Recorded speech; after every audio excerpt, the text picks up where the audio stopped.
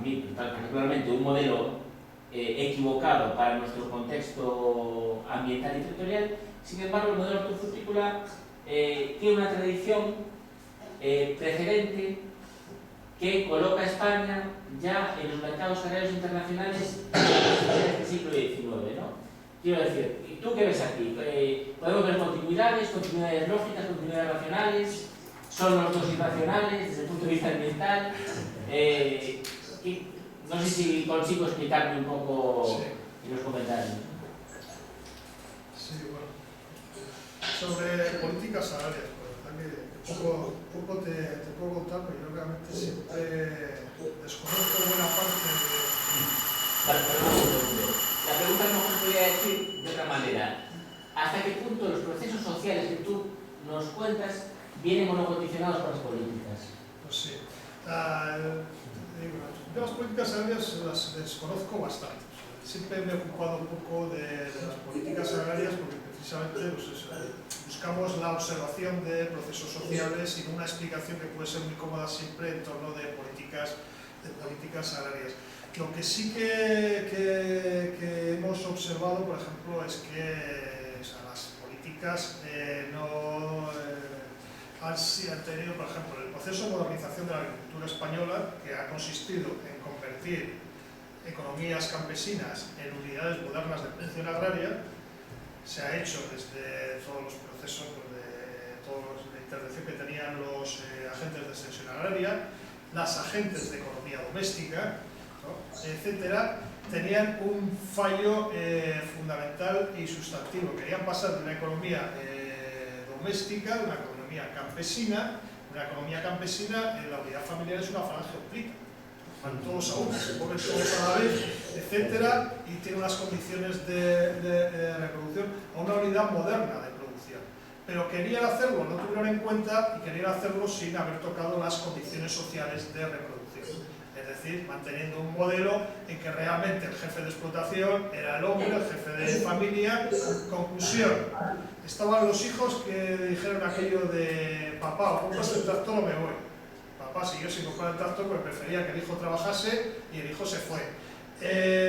Las mujeres dijeron lo mismo y se fue. De hecho no he sacado datos, pero bueno, la masculinización de las áreas rurales en España es enorme, ¿no?, a niveles incluso mayores que los que puede haber en regiones del norte de Europa. Han sido siempre, y es el problema de las políticas siempre se piensan dentro del aumento de las condiciones de producción, pero nunca, especialmente en la agricultura, de las condiciones sociales de reproducción, que son fundamentales. Las nuevas políticas agrarias pues han redundado muchas veces en las políticas de multifuncionalidad, etcétera, han redundado muchas veces en lo mismo. En el fondo ha sido el convertir no sé, no me atrevo a dar una lectura clara del efecto de las políticas, entre otras cosas porque buena parte de estas políticas están elaboradas luego desde los centros desde las principales, con la aportación de las principales industrias de certificación, de las principales industrias de producción de semillas, de producción de distribución, de comercialización, que ha sido un poco lo que está claro es que toda la política agraria, al menos en los países mediterráneos, lo que ha sancionado es un declive casi absoluto de lo que han sido las agriculturas familiares. De hecho, se les ha subvencionado en ese tránsito hacia una agricultura que es únicamente la que interesa en el nivel. Sobre... ¿Tenías? Perdón. Sí. Perdón. Que nos tenemos que ir, porque tenemos que ir a recoger los pequeños. Somos de la generación soporte en Lugo, como había visto en el rojo. Sí. Somos el círculo quebrado del rural que ha abandonado la agricultura. Sí. Y ahora estamos en pinza entre la actividad asalariada y los hijos. Sí. La reproducción y la producción. ¿Verdad? Que tengan una buena tarde y un mejor fin de semana con todos sus pequeños. Gracias por esta introducción a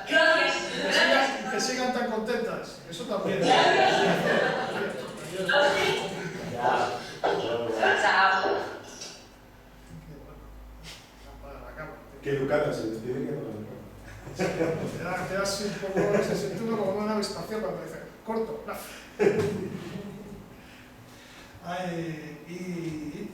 Sobre la continuidad no, son modelos radicalmente distintos. De hecho, por ejemplo, el famoso milagro murciano es una narrativa murciana, nunca había habido agua. Hasta que nos hizo el trasvase.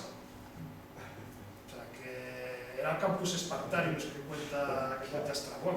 Era sin embargo, ahora parece que es además hay un autor, Andrés Pedreño, que ha contado muy bien cómo se ha hecho la narrativa del agua, ¿no? Especialmente con aquellos trasvases que finalmente se paralizaron, de que realmente eran dependientes absolutamente del agua. Uno va al Valle del Ricote y si estás en el Valle del Ricote, yo te puedo decir, te enseñarte una foto de Argelia y no distinguir que es el Valle del Ricote. O sea, es una cultura de oasis, absolutamente. O sea, entonces esas producciones industriales del centro pues son modernas, ¿no? Y pertenecen a toda esta lógica de enclaves. Otra cuestión es que haya habido lo que se llaman coaliciones de atracción, es decir, que varias gestores locales hayan colaborado para atraer grupos de inversión a esas regiones y proporcionarles condiciones para el mantenimiento para la puesta en marcha de esas explotaciones. Digamos, si ves las producciones de brócoli o que tienen allí, desde luego poco tiene que ver con ninguna tradición productiva. He visto una fotografía donde van los recolectores hortícolas. Bueno, no sé si nos hemos quedado sin conexión. Porque va todo junto. Sí. La dictadura de los... Bueno, pues que iban así, iba el tractor, de... iban tumbadas las señoras que van recogiendo y se pasan ahí 6 o 8 horas recogidas así tumbadas. Sumaba una cinta, o sea, van así, las horas de trabajo son así, vas recogiendo, ¿vale? Según vas colocando es la cinta y detrás hay un camión que va recogiendo y casi sale embolsada la producción y ya empaquetada. Entonces, se puede recurrir siempre a grandes tradiciones, pero lo que estamos haciendo ahora, y el modelo de agricultura industrializada global que tenemos ahora, eso no ha existido. Y a pesar de que podemos hablar de que existían ya la exportación de cítricos, ¿no? Los orígenes del precapitalismo industrial en España que estaban vinculados a esa gran exportación de cítricos, ¿no? También exportábamos vino, etcétera. No sé qué, pero no tiene nada que ver con lo que estamos haciendo ahora. Y no tiene nada que ver con estas producciones y estos consumos que se están desarrollando ahora. O sea, yo no le intentaría buscar mucha continuidad. Estas cosas por las formas eso, incluso hemos tenido que traer trabajadores, o sea, no tiene... Los costes ambientales, sí, pero claro, yo cuando hablo de éxito es qué es lo que está funcionando. Sí. No quiero decir que sea realmente el modelo que yo defienda, no. Ni mucho menos, pero claro, o sea, está funcionando este modelo porque nos hemos convertido en la subculturería de Europa. Pues probablemente porque tengamos una regulación de aguas subterráneas que sea desconocida, ¿no? O sea, yo les cuento dónde terminan los purines de toda la industria del modelo Tarradellas, o sea, dónde termina todo eso, pues pone, etcétera, ¿no? Entonces ahí claro que tiene un coste ambiental. Claro, eso es lo que permite la globalización, realmente externalizar costes y además disfrazarlos probablemente bajo fórmulas de éxito. Y bajo, pues eso, nuestra marca España, nuestra marca Cataluña puede consistir en que tengamos unos acuíferos absolutamente contaminados. Bueno, eso no será parte del éxito, lo pagarán las siguientes generaciones, pues incluso igual eso no vale para estar en gas o algo así, ¿no? Y la salinización, que está muy estudiada, la salinización en todo el Mediterráneo, de los acuíferos, profundizan y se salinizan. La agricultura almeriense, Almería eran lo que se llaman pebujaneros que eran trabajadores de bancales. Un bancal son puesto alguna foto, son unas construcciones que vas comiendo a la ladera y vas aterrazando poquito a poco. Sí, aquí en la Gomera de China y pues eso, ¿no? Esos son los que se han convertido en la fórmula de... O sea, ¿qué tradición hay ahí de producción? La verdad que... Yo la verdad no buscaría esas continuidades, yo creo que... Pero algunas hay, ¿eh? Sí. No, yo estoy pensando cuando va a empezar la agroindustria española, si no ha empezado a comprar tierras como compran los chinos en África, ¿no? Ya lo hacen. Ya lo hacen. No, ya, empezado. Toda la horticultura marroquí, por ejemplo, está en manos de grupos empresariales españoles, buena parte de ella, y en Túnez también.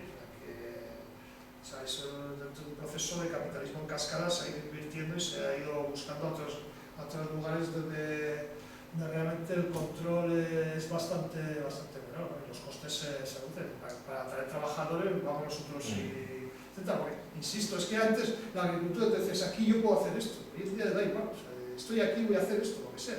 O sea, el hecho de que Castilla sea cerealista no es porque tenga que ser cerealista. O sea, podemos explicar que el cereal, que es el mejor se adapta al suelo, silicio, no sé qué, no sé cuánto, hasta ahí podríamos hacer lo que nos diera la gana. O sea, lo que nos diera absolutamente la gana. Tienen ustedes un ejemplo eso, que es el pimiento padrón. Pimiento padrón es... ¿Cuál es la tradición del pimiento padrón en Galicia?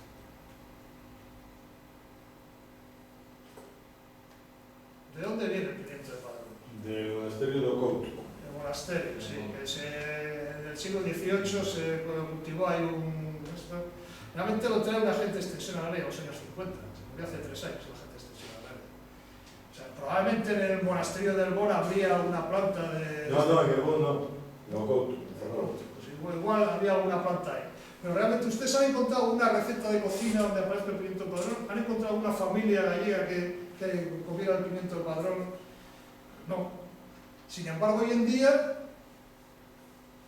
hay algo más gallego que un pimiento de padrón. A pesar de que la buena parte de los que comamos, al menos de los que me toca comer a mí, sean de Marruecos o unos de Ciudad Real que son magníficos, casi tan buenos como los de aquí.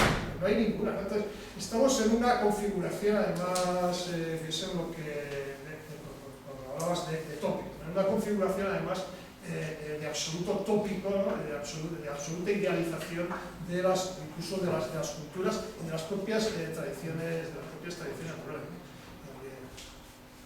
Venga, máis. A ver, somos un pouco diésel aquí. Venga, tenemos. Yo quería compartir una pequeña reflexión, y es que observando este proceso me asusta realmente que es un proceso que comenzó en el tiempo y no parece que va a tener la continuidad. Es decir, el rural que me imagino en el futuro es pues industrias agrarias con asalariados y realmente un rural desertificado. Es decir, que al final se estarían cumpliendo estas teorías que los clásicos marxistas pues que el capitalismo acabaría absorbiendo la agricultura. Bien, y realmente me parece un panorama realmente inquietante. Al final, en la conclusión, tú dejabas caer el tema, al final de la conclusión, el tema del desarrollo rural. Realmente me parece que, y esto atreviéndome a juzgar este proceso, lo cual no es del todo correcto, pero me atrevo a juzgarlo, me parece que es un camino que no nos lleva a buen lugar. Es decir, y creo que en términos de desarrollo rural, el desarrollo rural es un concepto que, por ejemplo, aquí en Galicia, pues sí hay no sé cuántos organismos dedicados al desarrollo rural, pero realmente el desarrollo rural es inexistente, porque hacia lo que se camina es hacia una desaparición del rural como tal y sustitución por industrias agroalimentarias.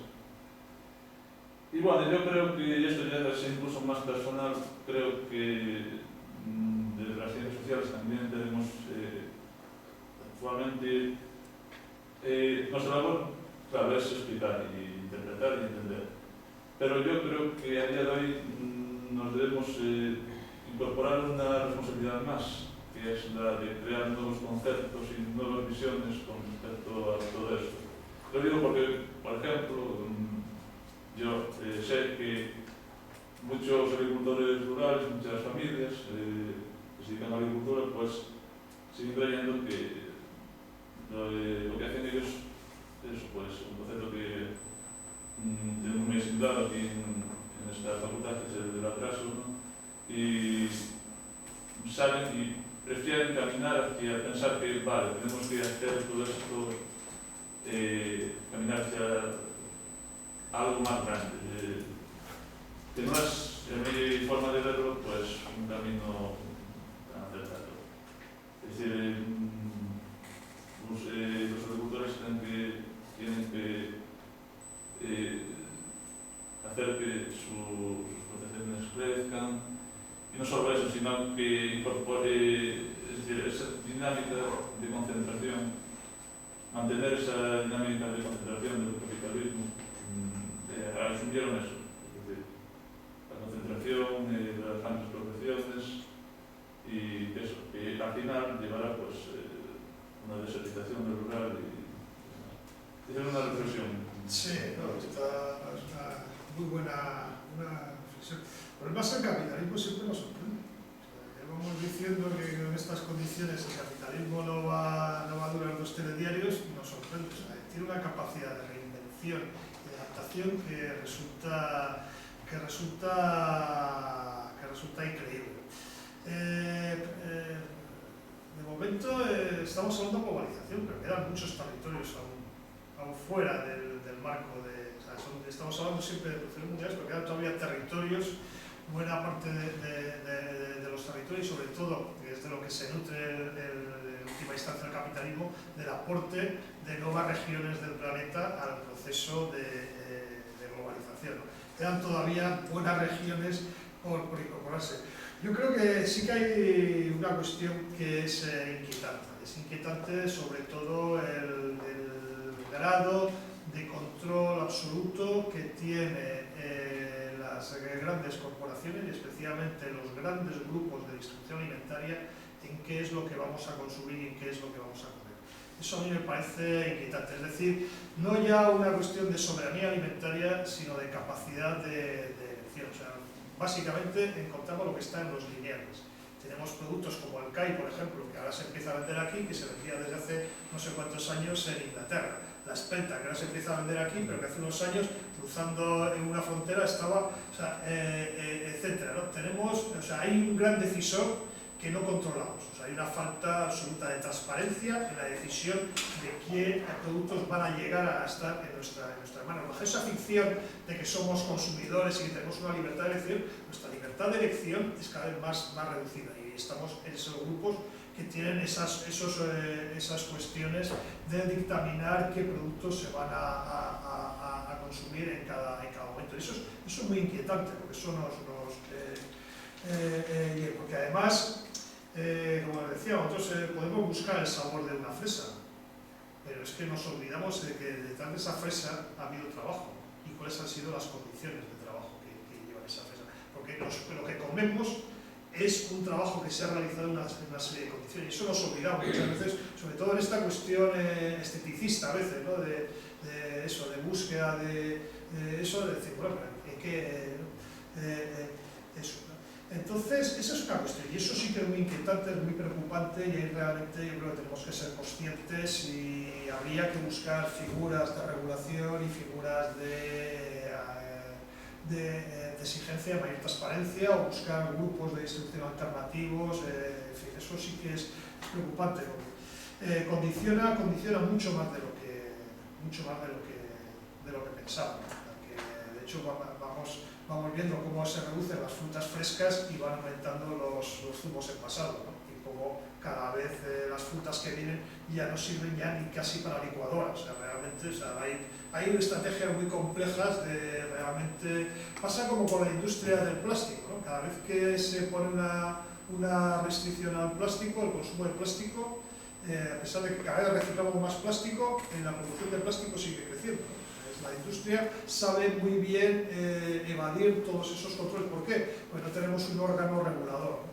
Decía, es un capitalismo desorganizado. Y ese es, yo creo que es ahí donde tenemos que pensar el principal problema. Y ahora voy a decir algo que seguro que me echan contra mí. Yo creo que no es tan malo el capitalismo como la desorganización del capitalismo. El capitalismo, de momento, hemos convivido con él y probablemente podamos seguir conviviendo con él. El problema es un capitalismo desorganizado. Por ejemplo, el hecho de que el famoso TTIP, ¿no? Estamos todos en contra absoluta de que haya un acuerdo. Yo creo que al revés. Creo que deberíamos plantear unos acuerdos de intercambio comercial, que es la única manera que tenemos de regular. De dejar las cosas como están y desregular, o sea, buscar fórmulas de regulación de los distintos mercados y de las distintas importaciones y exportaciones, ¿no? Una forma de al menos el poco control que podemos ejercer, pero que es importante. La segunda cuestión que decía, la desaparición del rural, no, el rural desaparece, eso no te preocupes, ¿no? Como decís aquí, pues eso, tenemos conceptos que se han vuelto muy atrasados, uno de ellos es el atraso, ¿no? Es que aquí estamos en una economía atrasada, etc. No tiene sentido. Hay otro concepto que no tiene ningún sentido, que es el de la despoblación. No es un problema realmente la población, que seamos una sociedad de baja densidad, al revés. O sea, nos permite tener una mejor gestión de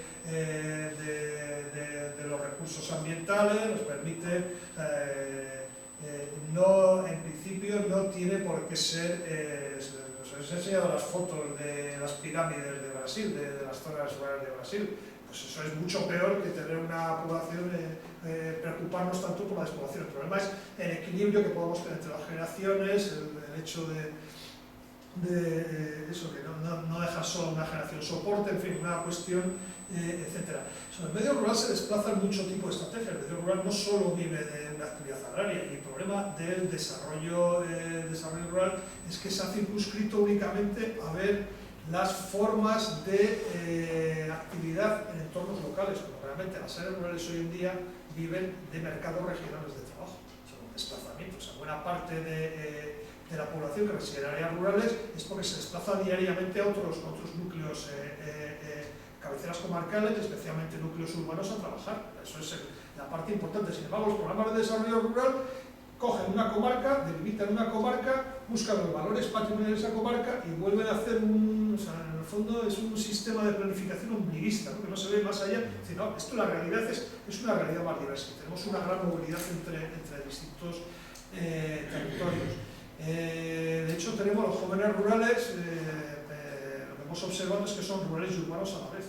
En una temporada, durante los 20 a los 30 años, se vive tanto en la ciudad como en el campo. O sea, se va durante semanas, se va a la ciudad, durante los fines de semana se vuelve a casa de los padres, se empieza a trabajar en un piso compartido, se pasan luego temporadas una vez en casa de los padres, etc. No sé qué, tenemos.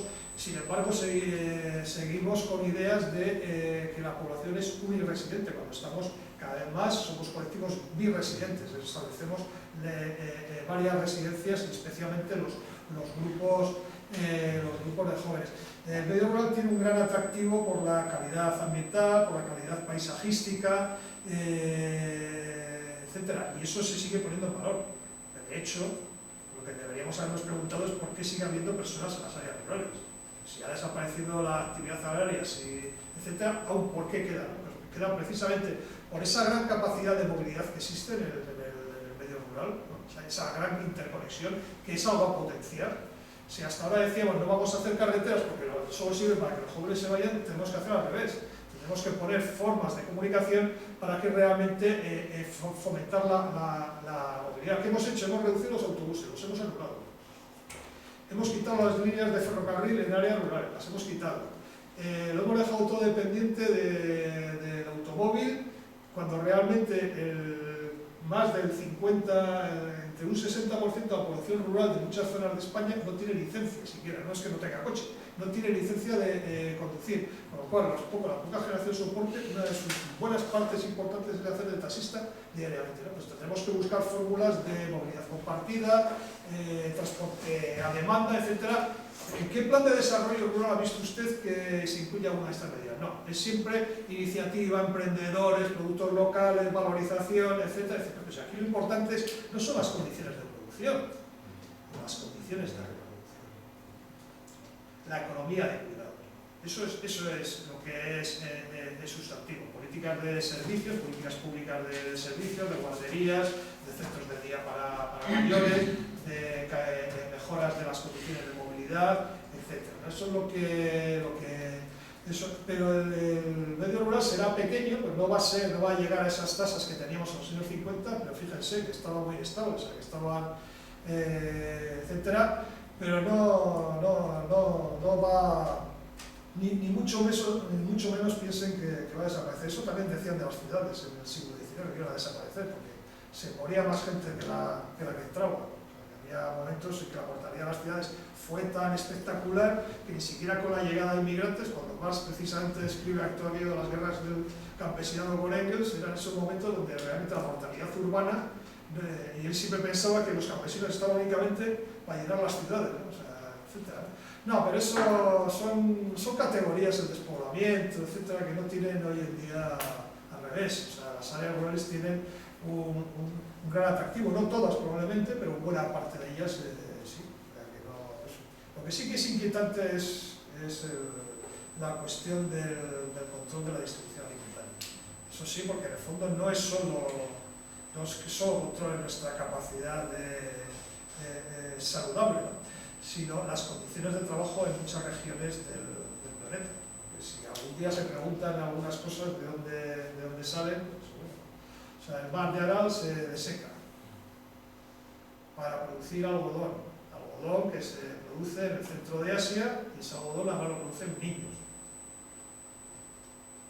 que se utiliza como mano semiesclava de la producción de prendas, no de prendas, sino de ese algodón para el cual se ha desecado el mar del Aral, una barbaridad, para poner unos regadíos de algodón. ¿Este algodón ha sido regado con agua del mar Aral? No lo sé, no lo sabemos.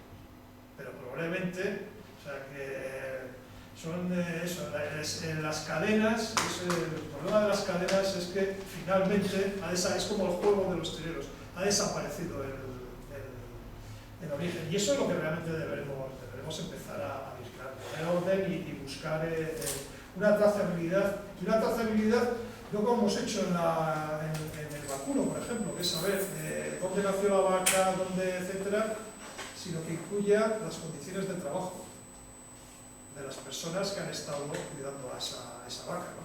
Y la gestión de residuos ambientales, etcétera. Eso, entonces yo creo que es ahí donde realmente tenemos que hacer más incidencia, y que eso, pues bueno, no es una cuestión de los académicos, especialmente, normalmente tenemos sociólogos que nos dedicamos a contar y a observar, pero nunca tenemos soluciones para nada, entre otras cosas, porque las soluciones son soluciones políticas. Y las soluciones políticas las tenemos que hacer entre todos, especialmente ustedes que son más jóvenes que yo. Yo ya realmente poco recorrido me queda, pero ustedes que son jóvenes tendrán que ser los que organicen y dinamicen precisamente y intenten evitar este capitalismo desorganizado. Bueno, pues muchas gracias, Luis, y pues te vamos a dar otro aplauso de despedida por tu entrega entusiasta. Así que muchas gracias, y muchas gracias a todos pues, por vuestra asistencia. Yo he aprendido muchas cosas, creo que todas las hemos aprendido, y bueno, pues hasta el próximo seminario.